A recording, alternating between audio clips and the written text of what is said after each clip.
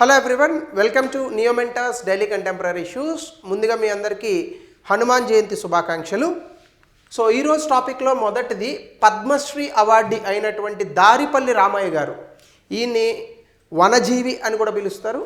తెలంగాణలో ఈయన సొంతంగా అడవిని తయారు చేశారు, కొన్ని కోట్ల మొక్కలు నాటి. సో 87 సంవత్సరాల వయసులో ఈయన ఇటీవల కాలంలో మరణించడం జరిగింది. ఈయన చెట్టు రామయ్య అని కూడా పిలుస్తారు. సో ఈయన 87 సంవత్సరాల వయసులో ఖమ్మం డిస్ట్రిక్ట్లో ఇటీవల కాలంలో మరణించారు. తెలంగాణ చీఫ్ మినిస్టర్తో సహా చాలామంది రాజకీయ నాయకులు తమ తాలూకా సంతాపాన్ని తెలియజేశారు. అంటే ఎగ్జామ్లో వనజీవి అని ఎవరిని అంటారని కూడా అడిగే అవకాశం ఉంది, ఎందుకంటే పర్సనాలిటీస్ గురించి ఎగ్జామ్లో వస్తూ ఉంటాయి. ఈయన దాదాపుగా ఖమ్మం జిల్లాలోనే 1 కోటికి పైగా విత్తనాలను నాటి వాటిని చెట్ల కింద మార్చాడు మహానుభావుడు. సో ఆయన తాలూకా ఫిలాసఫీ ఏంటంటే జీవితం అంతా కూడా పర్యావరణాన్ని పరిరక్షించుకోవాలి, చెట్లను నాటాలనేటటువంటి చాలా గొప్ప భావన. సో అంటే చెట్లను నరికేటటువంటి సంస్కృతి ఉన్నటువంటి రోజుల్లో చెట్లు లేకపోతే ప్రపంచం లేదు. అంటే ఆయన తాలూకా పద్మశ్రీ అవార్డు కాంట్రిబ్యూషన్ జరిగినప్పుడు కూడా ఆయనకి 2017లో ఆయనకి పద్మశ్రీ అవార్డు ఇచ్చారు, అప్పుడు ఉన్నటువంటి ప్రెసిడెంట్ ప్రణబ్ ముఖర్జీ. ఆ సమయంలో ఈయన ఒక ఫిలాసఫీ చెప్పారు నేచర్ మీద. ఏంటంటే హ్యూమన్ సర్వైవల్, అంటే మనిషి బ్రతకడం అనేటటువంటిది, అసలు నేచర్ని ప్రొటెక్ట్ చేయకపోతే మనిషి బ్రతకడు. కాబట్టి ఎవరో ఒకరు మొక్కలు నాటాలిగా, మీరందరూ బిజీగా ఉన్నారు అభివృద్ధి పనుల్లో, సో నేను మొక్కలు నాటుతాను అనేటటువంటి ఉద్దేశంతో ecological awareness and grass roots activism అని అంటారు దాన్ని. అంటే పర్యావరణం మీద అవగాహన కల్పిస్తూ ప్రజల్ని చైతన్యవంతులు చేస్తూ ఈయన 1 కోటి మొక్కలు నాటాడంట. 1 మొక్క నాటామో లేదో అనుమానమే. నేను ఒక 2-3 నాటాను. మొక్కలైతే అయినాయి, చెట్లు అయితే అవ్వలేదు. కానీ so influence of society. So ఈయన కారణంగా చాలామంది ఈయన అడుగు జాడల్లో నడిచి మొక్కలు నాటారు. సొసైటీలో ఈ పర్యావరణ పరిరక్షణ మీద చాలా అవగాహన వచ్చింది ఈయన వల్ల. అలాగే యూత్ చాలా వరకు మోటివేట్ అయ్యి పర్యావరణం మీద బాధ్యతను కూడా తీసుకున్నారు. ఈయనకి పద్మశ్రీ అవార్డు రావడం కూడా చాలా గర్వకారణం యాజ్ తెలుగు పీపుల్. సో రెండవ topic, April 13, 1919 Jallian Walabagh massacre. General Dyer అనేటటువంటి వ్యక్తి విచక్షణారహితంగా భారతదేశంలో అప్పుడు రౌలట్ యాక్ట్కి వ్యతిరేకంగా కొన్ని నినాదాలు చేస్తున్నారని చెప్పి ఈ సిక్కులకు సంబంధించినటువంటి దర్గా దగ్గర ఆ తలుపులు బంధించి 500 పైచీలకు మందిని చాలా రాక్షసంగా క్రూరంగా కాల్చి చంపాడు. సో దీన్ని జలియన్ వాలాబాగ్ మసక్కర్ అని అంటారు. ఇది జరిగి ఇప్పటికీ 106 సంవత్సరాలు అయింది, ఏప్రిల్ 13వ తారీఖుకి. సో ఇది కనుక మీరు చూస్తే లొకేషన్ అమృత్సర్, పంజాబ్లో జరిగింది. ఇది వైశాఖి ఫెస్టివల్, ఇక్కడ వైశాఖ మాసం అని అంటాం. వైశాఖి ఫెస్టివల్ రౌలట్ యాక్ట్కి వ్యతిరేకంగా జరిగింది. అప్పుడు బ్రిటిష్ ట్రూప్స్ని తీసుకొచ్చి జనరల్ డయ్యర్ అనేటటువంటి వ్యక్తి చేశాడు. ఆయన దానికి పశ్చాత్తాపం కూడా చెందలేదు. ఇలా చేస్తేనే భారతీయులు మాట వింటారని అన్నాడు ఆయన. ఈయనకి బ్రిటిష్లో అప్పట్లో 1,00,000 రూపాయలంతో బ్రిటిష్ వాళ్ళంతా కలిసి విరాళాలు పోగు చేసుకొని డబ్బులు ఇచ్చారు అని వాళ్ళంత దరిద్రంలో చూడండి. సో తర్వాత కాలంలో ఈయన చివరికి అంకంలో, ఈయన జీవిత చరమాంకంలోకి వచ్చేటప్పటికి మరి ఇది ఫీల్ అయ్యాడో ఏమయ్యాడో, ఆయనే నోట్లో గన్ పెట్టుకొని కాల్చుకొని ఆత్మహత్య చేసుకొని చచ్చిపోయాడు. సో ఈ మాసక్కర్ అసలు ఏమాత్రం ఆయుధాలు ధరించకుండా ఉన్నటువంటి అనాముడి క్రౌడ్ మీద ఏ రకమైన వార్నింగ్ ఇవ్వకుండా కాల్పులు జరిపారు. ఎస్కేప్ అవడానికి లేకుండా ట్రాప్స్ పెట్టేశారు, అంటే బయటికి వెళ్ళడానికి లేకుండా ఆ తాళాలు వేసి బంధించారు. చిన్న పిల్లలతో సహా మరణించారు అక్కడ. ఫైరింగ్ వాళ్ళ దగ్గర ఉన్న బుల్లెట్లు అయిపోయేంత వరకు కూడా కాల్చారు. 1 by 1 వచ్చి ఆ గన్స్లో లోడ్ చేసుకొని వాళ్ళ దగ్గర ఉన్న బుల్లెట్లు మొత్తం కాల్చారు.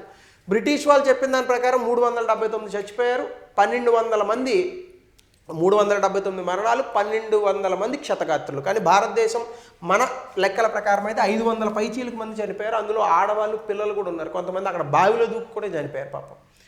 సో దీనికి సంబంధించినటువంటి కారణాలు ఏంటంటే, ఆ రోజుల్లో రౌలట్ యాక్ట్ అని ఒకటి వచ్చింది 1917 తర్వాత. వచ్చిన తర్వాత రౌలట్ యాక్ట్ ఏం చెప్పిందంటే ఎటువంటి ట్రయల్స్ లేకుండా అరెస్ట్ చేయొచ్చు, అంటే చట్టబద్ధ పాలనకు వ్యతిరేకం ఇది.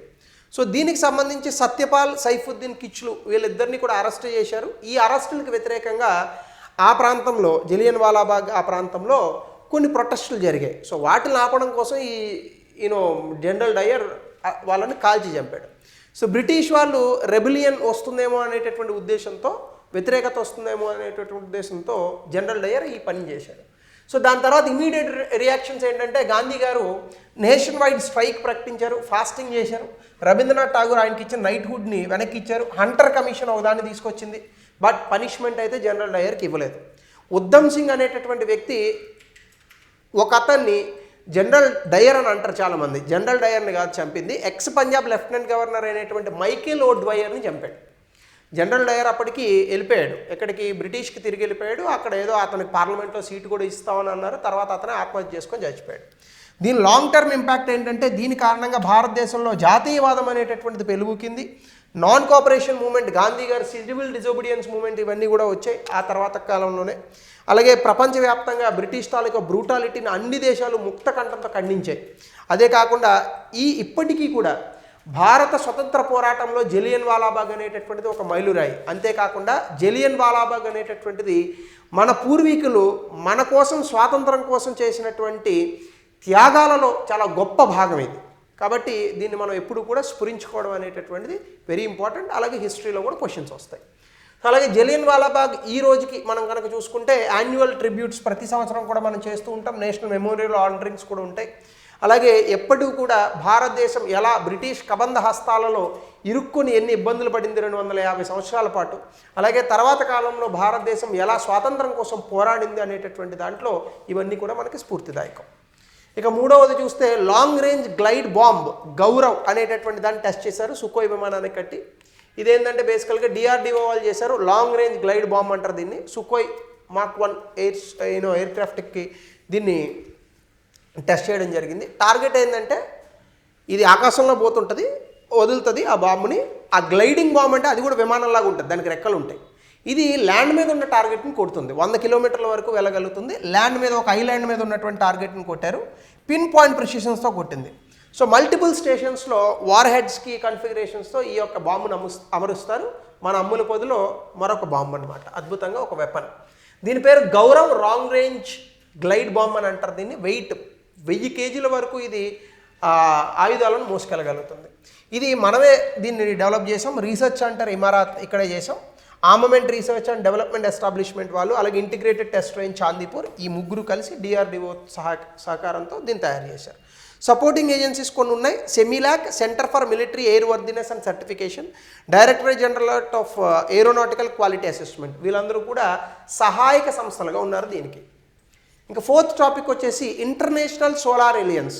2015వ సంవత్సరంలో భారతదేశం ఫ్రాన్స్తో కలిసి ఈ ఇంటర్నేషనల్ సోలార్ ఎలియన్స్ అనేటటువంటి ఒకదాన్ని తీసుకొచ్చింది. ప్రపంచవ్యాప్తంగా ఉన్నటువంటి దేశాలకు సౌర రశ్మిని అంటే సూర్యుడి నుంచి వచ్చేటటువంటి కిరణాలను ఉపయోగించుకొని ఎలక్ట్రిసిటీని ఉత్పత్తి చేయడం దీని యొక్క ముఖ్య ఉద్దేశం. ముందు కొన్ని దేశాలని తీసుకున్నారు, తర్వాత అన్ని దేశాలకి దీని తాలూకా మెంబర్షిప్ని ఇవ్వడం అనేటటువంటిది జరిగింది. అయితే ఆఫ్రికన్ కంట్రీ, మొదటి ఆఫ్రికన్ కంట్రీ ఇప్పుడు ఇంటర్నేషనల్ సోలార్ ఎలియన్స్కి సంబంధించిన కంట్రీ పార్ట్నర్షిప్ ఫ్రేమ్వర్క్ని సైన్ చేసిన దేశం ఎవరు అంటే మారిషస్. ఇది మనం గుర్తుపెట్టుకోవాలి, ఎగ్జామ్లో అడుగుతాడు. సో మారిషస్ మొదటి దేశం అయింది international solar alliance country partnership ఫ్రేమ్వర్క్ని సైన్ చేసింది. ప్రపంచవ్యాప్తంగా బంగ్లాదేశ్, భూటాన్, క్యూబా తర్వాత ఈ సిపిఎఫ్ అంటే ఇందా చెప్పాను కదా కంట్రీ పార్ట్నర్షిప్ ఫ్రేమ్వర్క్ సైన్ చేసిన 4వ దేశం. సిపిఎఫ్ అంటే ఏంటంటే ఇది ఒక వ్యూహాత్మకమైనటువంటి ఒక ఒప్పందం లేదా డాక్యుమెంట్. ఇది ఇంటర్నేషనల్ సోలార్ ఎలియన్స్ మనమే తయారు చేసాం. ఇదేంటంటే మీడియం, మధ్యస్థంగా, దీర్ఘకాలికంగా సోలార్ ఎనర్జీ ప్రోగ్రామ్స్ అంటే ఈ సౌర రశ్మితో మనం వాడుకునే పునరుత్పాదక శక్తికి సంబంధించిన ప్రోగ్రామ్స్కి సంబంధించి దీర్ఘకాలిక సహకారం కోసం తీసుకొచ్చినటువంటి ఒక డాక్యుమెంట్ లేదా ఒప్పందం. ఇది దేశాల్లో సోలార్ ఎనర్జీ అంటే సూర్యుడి ద్వారా ఎలక్ట్రిసిటీని ప్రొడ్యూస్ చేసేటటువంటి టార్గెట్స్కి సంబంధించి ఇది దేశాల మధ్య సహకారాన్ని పెంచుతుంది. అలాగే క్లీన్ ఎనర్జీ ట్రాన్సిషన్ గోల్స్ ఉన్నాయి, మీ అందరికీ తెలుసు 2015 ప్యారిస్ సమ్మిట్లో భాగంగా. కాబట్టి మారిషస్ కూడా ఆ రకంగా చేయాలని అనుకుంటుంది, కాబట్టి మారిషస్ టార్గెట్ని కూడా ఇది పెంచుతుంది. అలాగే సోలార్ ఎనర్జీ సొల్యూషన్స్ని ఆ దేశంలో డిప్లాయ్ చేయడానికి సహాయపడుతుంది. ఇంక ఈ కంట్రీ పార్ట్నర్షిప్ స్ట్రాటజీ అని ఒకటి ఉంది. ఇదేంటంటే మారిషస్కి ఒక రోడ్ మ్యాప్ని డెవలప్ చేస్తారు, అంటే ఎలా ఎక్కడెక్కడ సోలార్ ప్రాజెక్ట్స్ చేయాలి అని చెప్పేసి. ఇది మారిషస్ తాలూకా క్షేత్రస్థాయి లేదా జాతీయ స్థాయి సోలార్ ఎనర్జీ ప్రయారిటీస్ ఉంటాయి, మనకు కూడా ఉన్నాయి. చూడండి, ప్రధానమంత్రి నేషనల్ సోలార్ మిషన్ ఒకటి 175 గిగావాట్స్ తయారు చేస్తాం సోలార్ ఎనర్జీ అన్నాం, అట్లా మారిషస్కి కూడా ఉంటాయి. దాంతో అలైన్ చేస్తారు, దీనివల్ల అవకాశాలు పెరుగుతాయి, వాళ్ళు కూడా సోలార్ ఎనర్జీని ఉత్పత్తి చేస్తారు.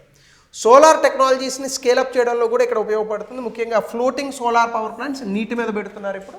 అలాగే రూఫ్ టాప్ సోలార్ ఇన్స్టలేషన్స్ మన దేశంలో ఇప్పుడు ఈ హర్ఘర్ బిజిల్ యోజన పెట్టాం మనం ఈ మధ్య కాలంలో. అలాగే solar powered water pumping system Kusum అనే ప్రోగ్రామ్ పెట్టాం. ఇవన్నీ కూడా టెక్నాలజీస్లో భారతదేశం కూడా ముందుంది. ఇవన్నీ కూడా మారిషస్కి కూడా చెప్తారు.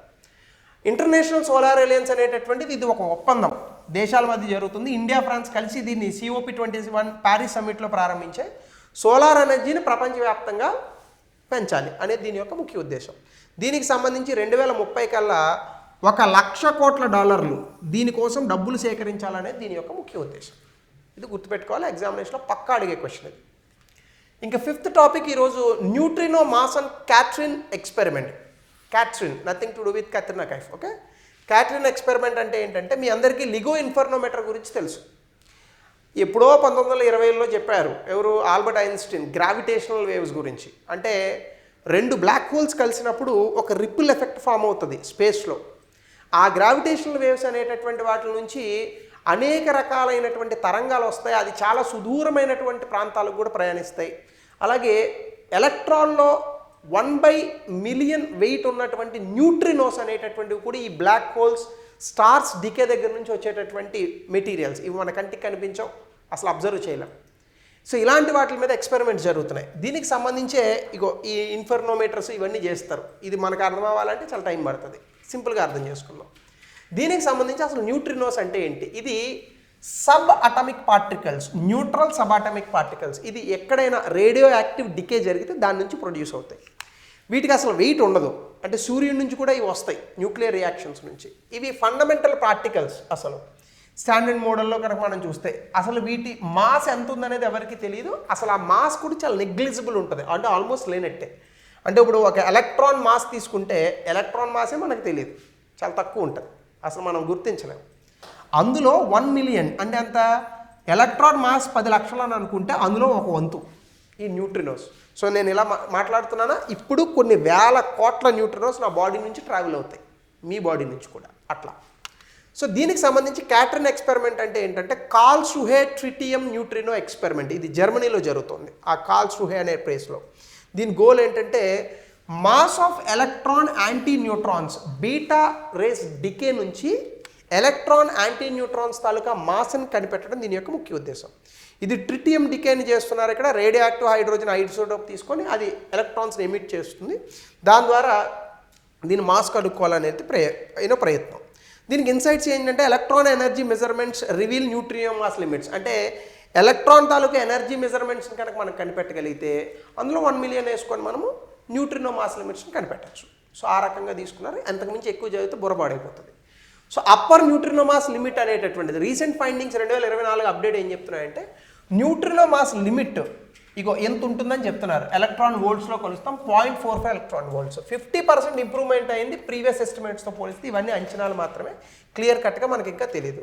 36 మిలియన్ ఎలక్ట్రాన్ అనలైజ్ చేస్తే ట్రిటియం డికే నుంచి, ట్రిటియం మెటీరియల్ నుంచి డికే అయినటువంటి ఎలక్ట్రాన్స్ని 36 మిలియన్ అంటే 3.6 కోట్ల ఎలక్ట్రాన్స్ని అనలైజ్ చేస్తే ఈ నెంబర్స్ వచ్చాయి మనకి. సో దీని సిగ్నిఫికెన్స్ ఏంటి మనకి? పార్టికల్ ఫిజిక్స్ అంటే ఏ రకంగా ఈ ఫిజిక్స్ అనేటటువంటిది, అసలు ఈ మ్యాటర్ ఎలా వస్తుంది, ఇవన్నీ మనకు తెలుస్తాయి. అలాగే dark matter, anti matter, cosmic evolution అంటే ఒక నక్షత్రం పుట్టుక దగ్గర నుంచి, ఒక యూనివర్స్ పుట్టుక దగ్గర నుంచి, బిగ్ బ్యాంగ్ దగ్గర నుంచి దాని కంప్లీట్ ఎండ్ వరకు అన్నీ తెలుస్తాయి మనకి. అలాగే ఇది హై ప్రెసిషన్ న్యూట్రాన్ రీసెర్చ్కి చాలా అద్భుతమైన డెమాన్స్ట్రేషన్. సో ఇవి important issues from the news paper and PIB for today. Only content, nothing else. Thank you. Have a nice day.